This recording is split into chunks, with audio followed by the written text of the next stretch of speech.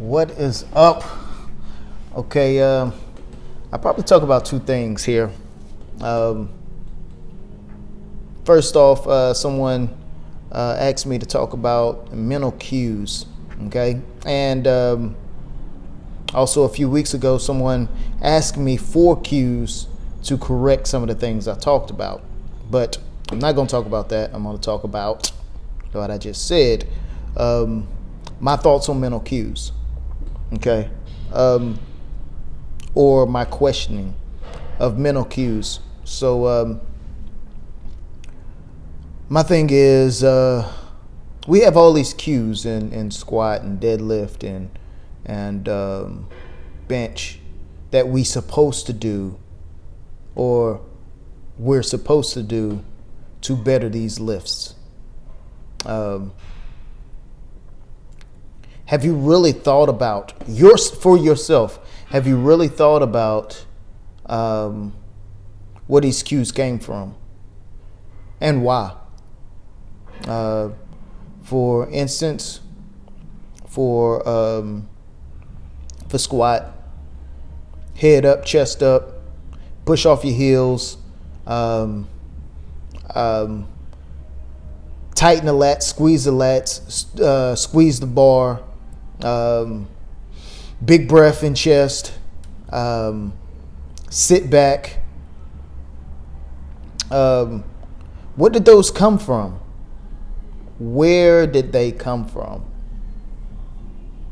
And why? The reason why I ask why is because when you know your history of things, the true history, which we will never know the true history of anything because time goes on, okay?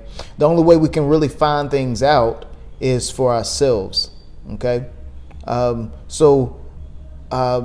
These cues, which we don't know a lot of their foundations and where they come from, is really doing nothing but making us lose what we should be finding out. What I'm getting at is the fact that with anything we have to experience, and if you sit there and go off of what somebody else say as a absolute or as a thing to do, then you're diving down in something that someone else said. And my approach of giving information is so that you can think about it and come up with your own cues. Now, I know 2 things: what I don't know, and I know what I know as far as my experience. Okay. Yes, I believe the things that I do will benefit a lot of people, but at the same time, to sit there and give them those cues, then they'll be lost without finding their way. Okay, the true way. Okay, to be their best. So my outlook on the cues. One, where did they come from? A lot of them, a lot of them that you see today come from geared lifting. Okay, sitting back.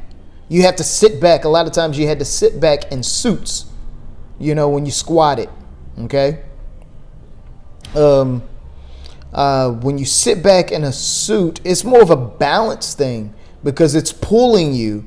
Okay. And you don't really want to sit back in a suit. It's more of a relaxed tension, but they sit there and say, sit back. But if you sit back, you're going to get on your heels and you're going to be thrown off. But in the suit, it's more of a balance thing. You know what I mean? So it can counter the weight that you're doing.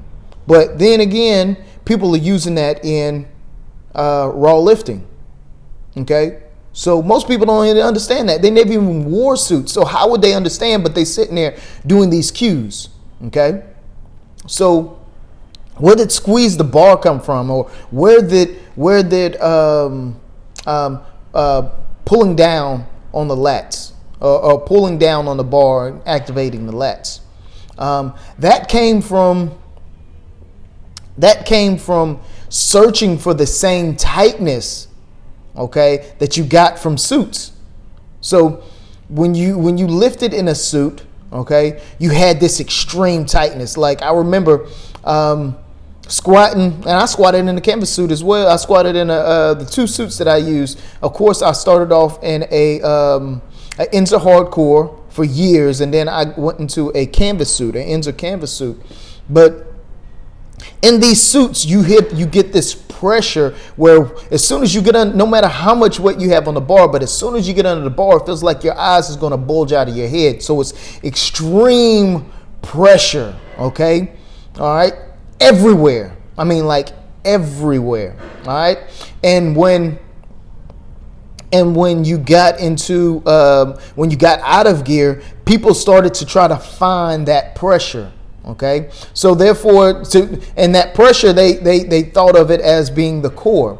Okay, so in order to activate the core, feel like they're solid and they were one unit, they would squeeze their lats, thinking that that was the whole core or midsection to hold the body together. So therefore, they're tightening the lats. Which once you tighten the lats, you bring up that chest and then you bring that head up. Okay, and it throws you off balance. All right, so that's where that came from. Again, from a suit. Okay.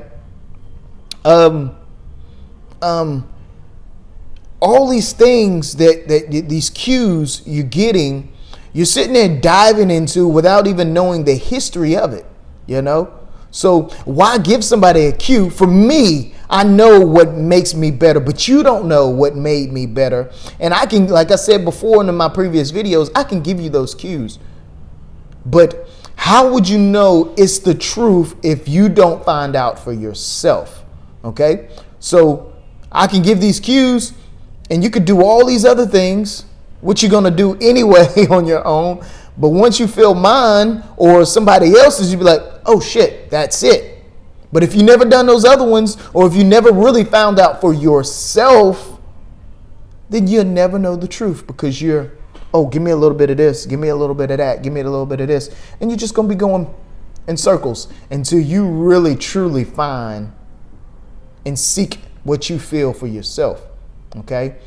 You can actually try all these things, but if you're not seeking for yourself and filling it out instead of, oh, it didn't work, or, you know what I mean, or feeling something that you never felt and be like, okay, that's it. You know, as far as, you know, they talk about this and talk about that, and it's pain. A lot of people revert to or connect with pain as being, oh, that's because I feel, or a sensation, and think, okay, well, that sensation is this. No, feeling and a sensation is two totally different things, which is a deeper understanding of knowing your body. Okay, and that's a lot of times when I say feel, people think, well, I'm feeling this, feeling that. They thinking of sensations. No. When I say feel, it's like an inner sight. You know what I mean? It's like people who've done jujitsu. When you rolling around on the ground, you know, and somebody's on top of you, you're not looking at your body, but you can feel not the sensation, but you can feel. It's almost like it's an instinct. You see what I'm saying? It's an instinct. The feeling that I'm talking about is an instinct where you can see yourself moving as far as doing the things that you do. It's a flow. You can roll with your eyes closed and understand what's actually going on. And that's the type feeling that I'm really talking about in feel. It's a deeper understanding. I kind of got off, but with these cues, understand that this is other people's experiences. And when I say I know what I know, meaning I know my experience and what I feel and understand. Okay, I know what I know. Okay, so with mental cues, words are very powerful. Words will determine your perception, which determines your approach, which determines your success or failure. So if your perception is off, then your approach is going to be off, and if your approach is off, your success or failure will be determined by that. Okay, so it's really important for you to understand that. Yeah. So same thing with deadlift. You know, why are you activating the lats? Okay, why is the head all the way up, extremely up? You know, and I'm not saying all this is wrong. I know from my experience, you know, but when you're in the gym, search for your own inner information. I know it sounds like it takes the fun out of it, but you're in it for what? The enjoyment, right? Okay. And the more you're better at something, regardless what it is, it could be something that you hate, but as soon as you get better at it, you fall in love with it. So if you enjoy it, why not enjoy it more when you dive a little bit deeper? Okay. So that's my thought. It wasn't so much of a hard approach to my thoughts as far as physically on these cues, but more of a mental thought aspect. What I'm doing is just giving you some dialogue to make you think about what you're doing, why are you using the approach that you're using, and what are you actually doing this for? Is it really for you? You know what I mean? Are you doing this really for you? Because if you are, you would be seeking a little bit deeper so you can have more enjoyment out of it instead of blanketing things that you're searching for. You know what I mean? And when I say searching for is emptiness in your life or something like that. I mean, seriously, we sit there and do this fitness thing for filling voids, you know? Oh, I want to be strong so I can show everybody else that I'm strong, you know, and I can get some attention. You know what I mean? Like, that's what fitness is now. It's all attention. And it doesn't help with the companies because they're trying to make money. You know, they're going to make money. So as much attention you can bring to yourself without knowing yourself, you know what I mean? And the better right now you're going to be off as far as money wise or financially, you know what I mean? But are you going to be better? Are you going to know who you are? You know what I mean? This lifting is something for me. And something that I always said, the lifting is not for y'all. You know, a lot of people's like, well, we want to see more videos. Well, we want this, we want that. This is not for you. It is for me, and my experience will help you.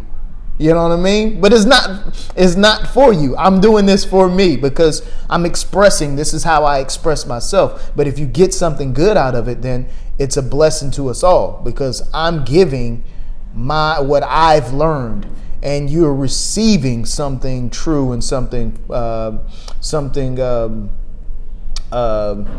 true. So hope y'all understand this, and I'll see y'all later.